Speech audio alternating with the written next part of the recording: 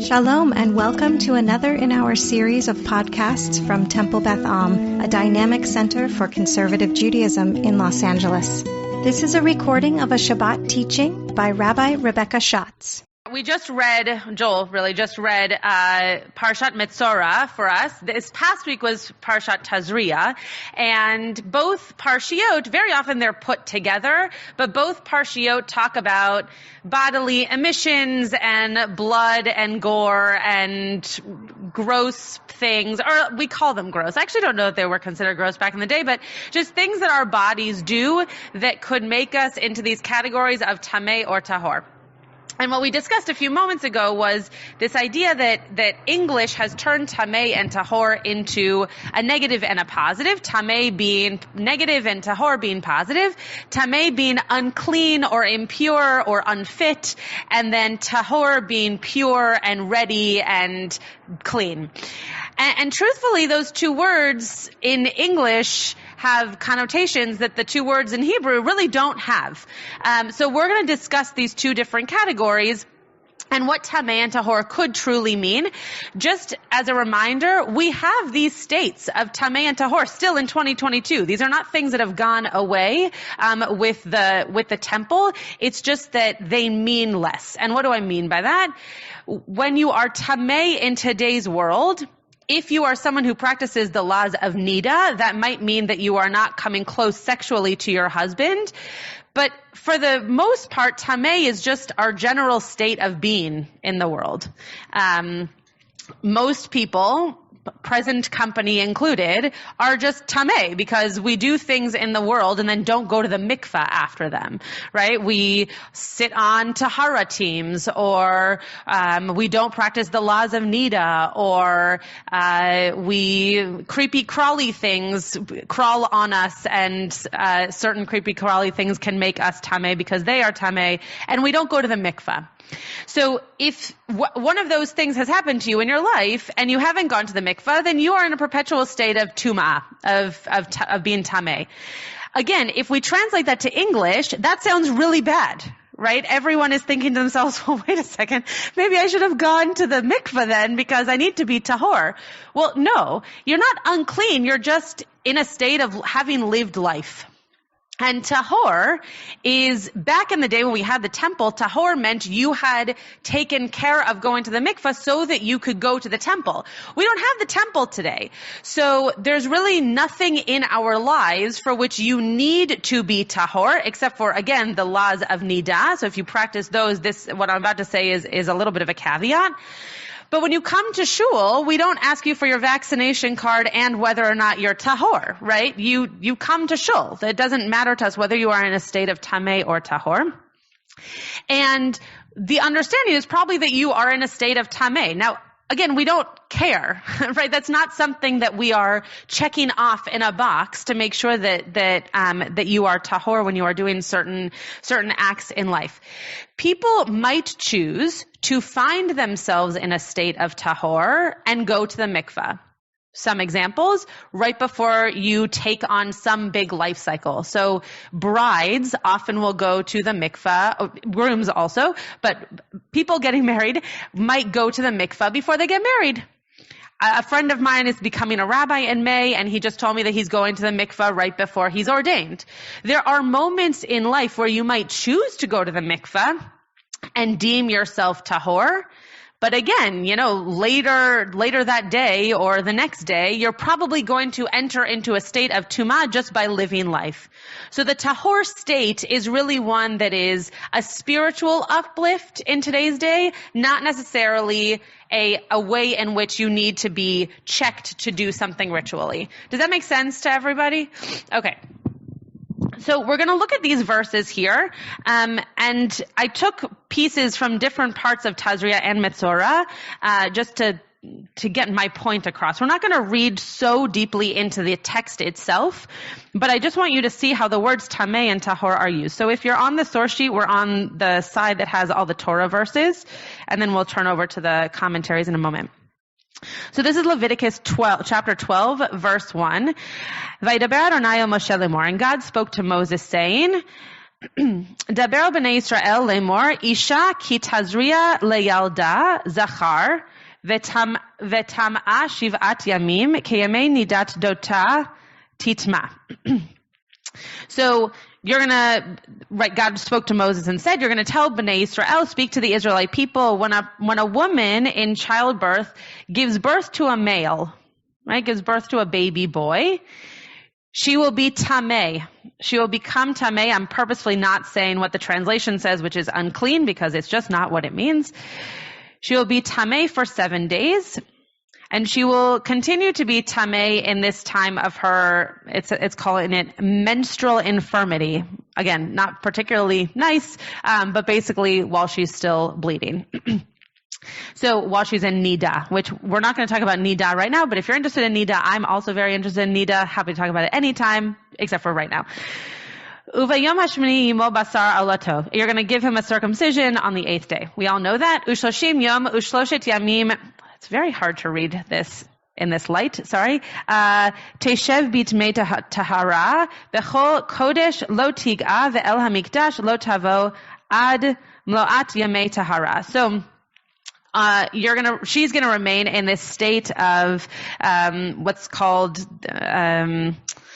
it says here blood purification. I'm trying to say this nicer. But damei tahara, like in this time where she is bleeding in tahara, for 30 days she shall not touch any consecrated thing, right? She can't come close to anything that is kadosh, nor enter the sanctuary. Again, we don't do this today, obviously, until her period of purification. They're not using the word period here like menstrual period, though obviously they're connected, of tahara is completed. If she bears a female, she will be tamei for 2 weeks, as during her menstruation, and she will remain in a state of blood.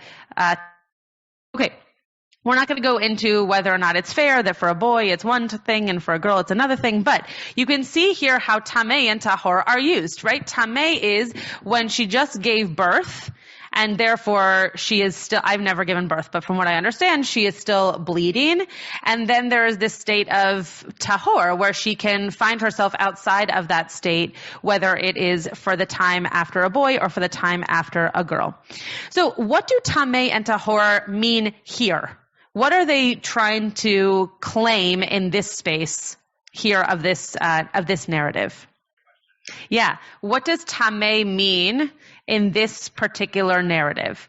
So when we're talking about a woman being Tamei after giving birth, what is that state for her, for the baby, for the people around her? What does that mean for her? Great. So Fran just said it limits her behavior, right? And what she's able to do, probably with her husband, right? Everything spoken about here in the Torah is heterosexual, so I'm just going to go with that for a moment. Right? Great. So what she can touch, who she can touch, where she can go, because this idea of tuma'ah, which we see in last week's parsha, actually, in terms of sara'at, can spread, right? Anything that is touched becomes tamei as well. So anything that she touches after having given birth is now tamei. Again, if in your mind, because we've been programmed to think of tamei as unclean, you're thinking, oh, if she touches the table, it's now unclean. But that's not what it means. It just means that it's now become in a state of tum'ah, of being tamei. What else does it say about her? Great. It has a particular time frame, right? Which, again, though we won't get into it, seems to be different for having a boy versus having a girl. There's a beginning and an end. Great. Yeah. Great.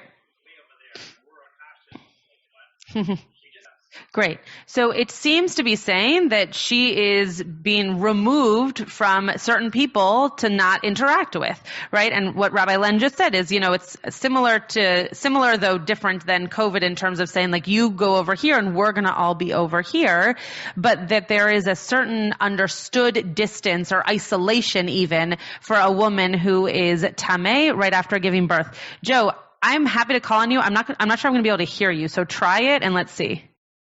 It works. Oh, great. Perfect. I was going to say it also, this is kind of in another vein, but also she's in a certain state of vulnerability and danger just because certainly back in those times, childbirth presented a very serious, risk. There's a certain inherent danger because you don't have a medical facility, you don't have any of, the hygiene or sanitary facilities that are involved in childbirth today. Great. So that actually points, I don't have to repeat it because everyone could hear you. That actually goes straight into what I was just about to mention, which is this can sound, if we're choosing to go with the more understood translations that I think are wrong of Tamei and Tahor, this makes us think that Tamei is a time for a woman to be put aside. And as Joe just pointed out, that could be very dangerous. It could also be unhelpful, especially if you've just given birth. But I want us to think for just a second about potentially what beauty could come out of this. When we talk about nida, this is one of the things that women who are trying to reclaim the mitzvah of nida talk a lot about. That when men taught about the halacha of nida, the way of, does everybody know what nida is? I keep talking about. Okay. Nida is a time according to a woman's menstrual cycle, that as soon as she begins her period, she is no longer allowed to touch her husband, sexually or otherwise, nor is she allowed to do other kinds of things like pass him food or make his bed, because those are seen as sexualized. Many jokes have been made about whether or not, that's just for a man to take on these tasks for once in a while. But also the idea of nida is that of separation. And then a woman goes to the mikveh after a certain number of days following her period, and then she can resume romantic relationship and sexual activity with her partner. So what I was about to say about nida is that some people talk about this idea of tuma as being a separation in a negative way, but it also could be something that's seen as positive. The mother is allowed to be with her baby. Right? She's just not allowed to come close to anything else or touch anything else. So though obviously that would be hard and not helpful, right? There would not be other people around to potentially help her with the baby. Could it be that this was also a designated time for her to bond with a new life, with a new child? And that our Torah was trying to come up with ways to allow that spiritual connection to be one that could not quite literally be touched. Yeah, Len. Sorry, Rabbi Len. Yeah. Yeah. Mm-hmm. Mm-hmm. Mm-hmm. Mm-hmm. Mm-hmm. Mm-hmm. Right. Sure. So Rabbi Len just mentioned that when he was working with a bat mitzvah student, before I even had my bat mitzvah, that she mentioned that this was a time for someone when going through a transition in life and potentially a moment of milestone, that time is needed to just have that separation, to figure out who you are, to be able to take time for yourself, not have the noise, the crowds, the pushing of others onto you. It reminds me, having nothing to do with Tamei and Tahor, it reminds me of what I typically say to a bride and groom right before a bride is veiled for the chuppah. And that is that, we often talk about how it comes from Isaac and Rebecca, and how Rebecca veiled herself when she saw Isaac, and why is that, etc. And I always talk about how I think that Rebecca was so taken with him, and she needed to remember that there were still parts of her that needed to be kept, right? That in partnership, we have to remember that the person hopefully fell in love with their partner because of who they were, not because of who the partner might have changed to be with you. So when you veil yourself at a wedding, or when your husband veils you at a wedding, there's this idea of keeping that which is yours, that which is your identity, that which makes you who you are, close to you, and reminding yourself of who you are without needing everybody else's interpretation around. So I want us to think about Tamei and Tahor. We're going to go into a few more modern interpretations, but Rabbi Eddie Feinstein, believe it or not, and you can all tell Rabbis Kligfeld and Lucas that this was a bad hazing model, but my first sermon at Temple Beth Am, formal sermon, I had taught a lot, but my first formal sermon at Temple Beth Am was for Parashat Tazria Metzora, and which is just, cruel and unusual punishment, but here I am, so I guess it went okay. And I went to Rabbi Eddie Feinstein, who was my teacher at the time, and I asked him to help me with this sermon that I was already writing about the words Tamei and Tahor. And what he said has resonated with me and has made me think of Tamei and Tahor differently ever since, and I hope that it'll help us as well get through these next few commentaries here.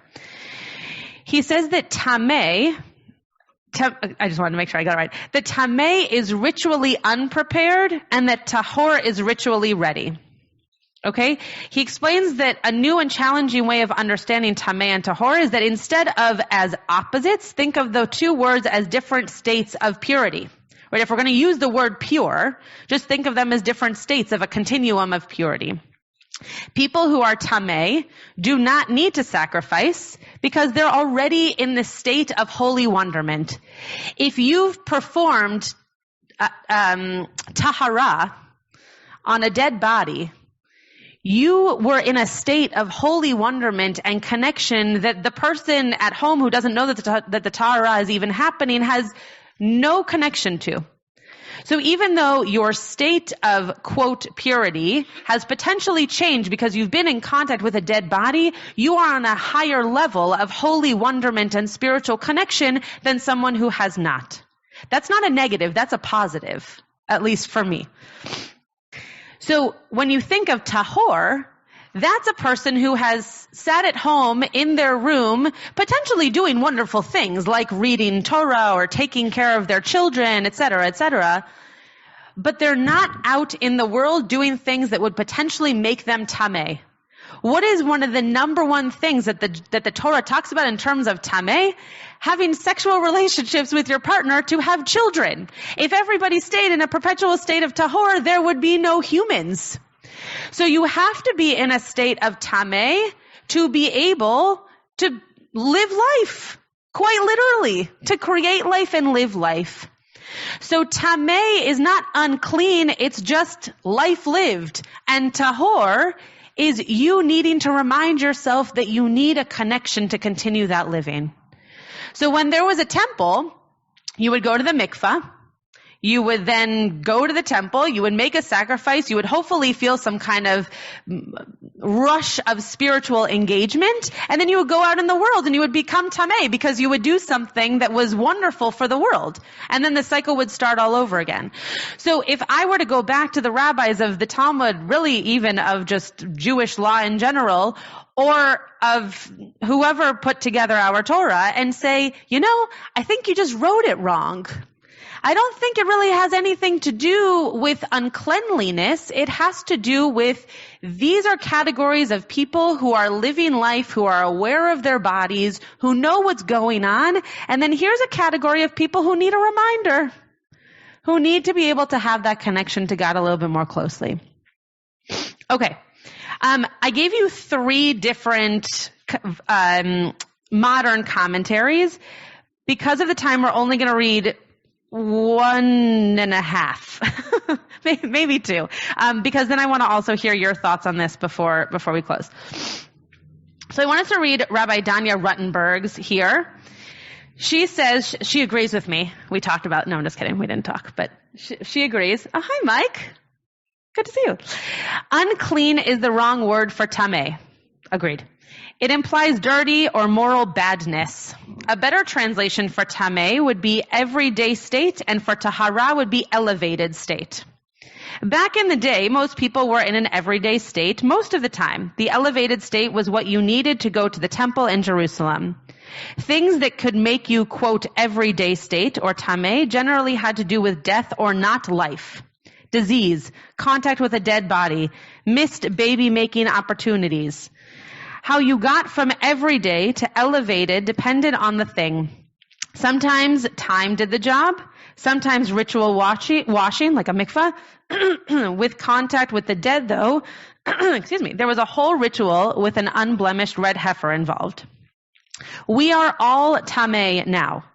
We are all, which, by the way, is a generalization. That's not necessarily true. If someone went to the mikvah, you are not tamei, but we assume that most people living in our world today are tamei. We are all in the everyday state. Nobody's done the red heifer thing for a couple thousand years, and there's no temple to go to, so it doesn't matter. These are her words, by the way. I do think it matters, but I don't think that it is the same kind of implication for Tamei and Tahor. I think it matters because I think it matters what state of spiritual closeness we are in. It just doesn't matter in terms of ritual observance what state we are in. Okay, so that's Rabbi Danya Ruttenberg. I want to read one more, and then I want to hear your thoughts.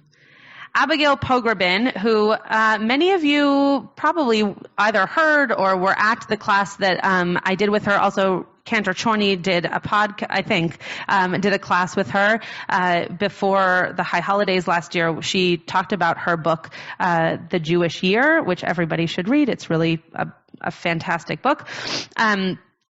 And she says about Tamei and Tahor, the directives are so particular, they're so specific, and that's what we are experiencing right now every day.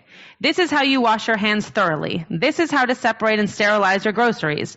This is how long the virus lives on a box or on a cardboard.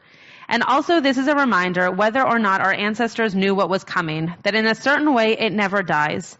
The idea of plagues, of pandemics, of infection, of someone being a leper or diseased, it's the minutia of the sterilization. In order to come back, here are the things you need to do. So she's connecting it, obviously, to COVID. But one of the things that I think is so interesting about her take, she's specifically talking about Sara'at, so she's commenting on last week's Parsha. But what I think is so interesting about this idea of Tamei and Tahor and preparing yourself is that really, if you are in a state of Tamei, you need not think as much about that preparation. But if you have become Tahor, it might be that you're not doing enough to think about how to go back into the world. It might be that you're still staying home because you're scared, and potentially rightfully so, right? There's no judgment around that. But is it that you're staying home because it's comfortable or because it's not safe? Are you not going out back into the world to become Tamei again because you are worried for your safety, or because you're just not sure what's going to happen?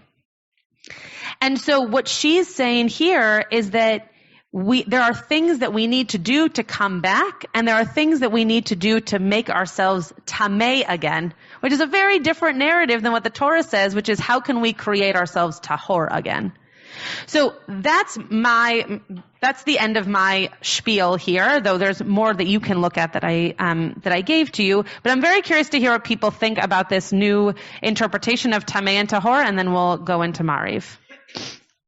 Any thoughts? I saw lots of heads nodding, which is always good.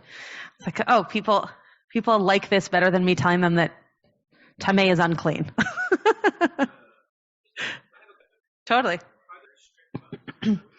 So there are the question was, are there communities that specifically still observe this?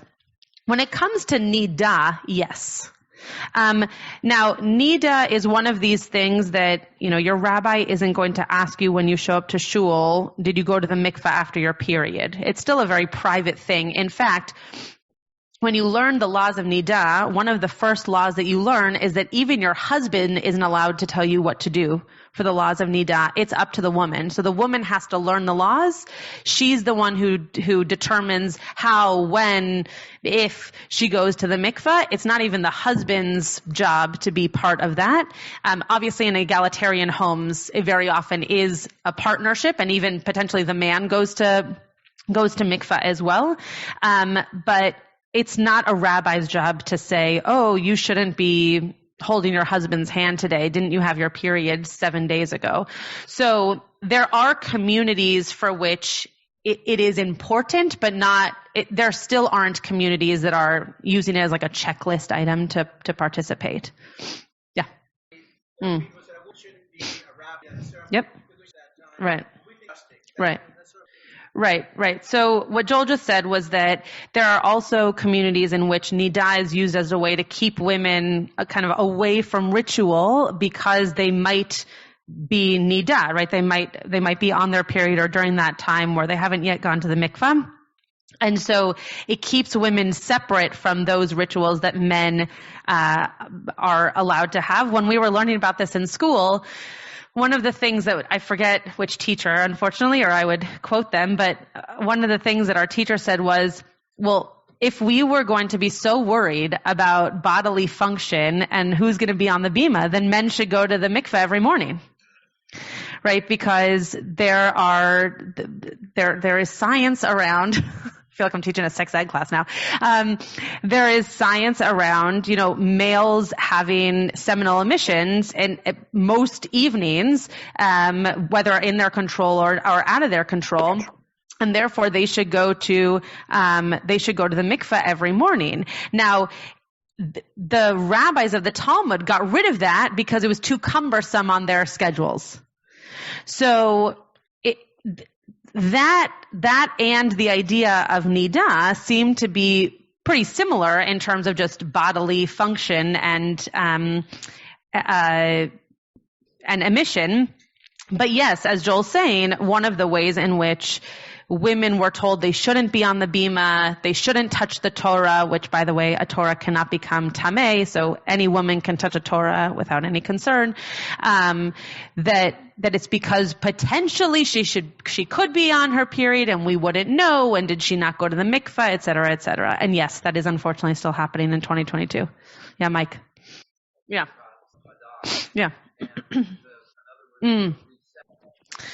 Tamei as a resetting. Yeah.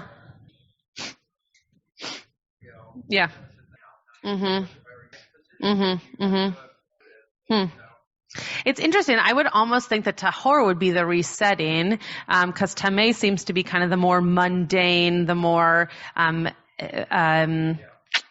like active part of life. So I would have to look into what they meant by resetting. I'm actually not sure that I would understand how to translate Tamei as resetting, except for the fact that I guess it gets you back into life. And so maybe that is the resetting. Fran, do you have an idea?